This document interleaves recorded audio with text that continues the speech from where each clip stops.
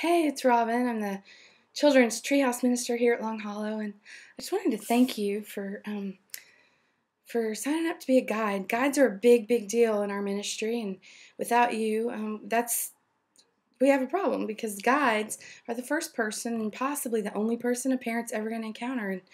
And so their experience and the way they feel when they leave their kid is a big deal, and it's something that only a guide can control. And so thank you for doing that. But I want to tell you a little bit about what happens when you're in the room. Kids come in and they're nervous or they don't know anybody and they are scared to sit alone. As a guide, it's our responsibility to help them find someone to sit with or help them find somebody that's maybe from their school or that you know, or introduce them to a new friend. Maybe you need to sit with them until some other kids come along. I mean, the main goal is that kids are excited to come to Treehouse, and if they feel awkward and alone, remember that feeling from walking into the cafeteria to have anybody to sit by?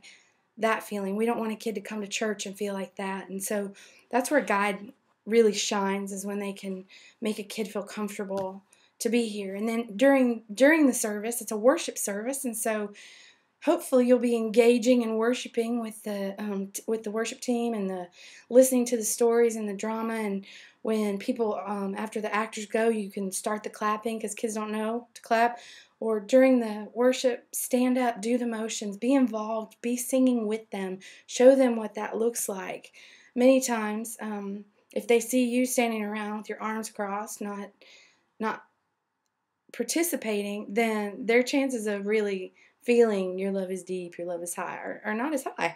And so it's our job to really model that for kids. It's kind of like a small group leader interacts with them through questions and application and learning.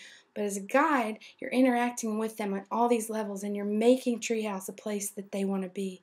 And so I'm excited about that. So if you can just keep in mind, you're going to you're going to show them what participating in a worship service looks like, and you're going to make sure nobody's by themselves. Many times we think of guiding as people have said crowd control or just taking kids to the bathroom. The hope for me is that the kids are so comfortable and happy to be in Treehouse that our bathroom trips are at a minimum. But if you have to take somebody to the bathroom, it's awesome to be able to have enough adults to go around to monitor that and to keep the kids safe. You walk into a room and there are 6 to 8 guides. What that means is it's working. That's what we're supposed to have. That's the goal.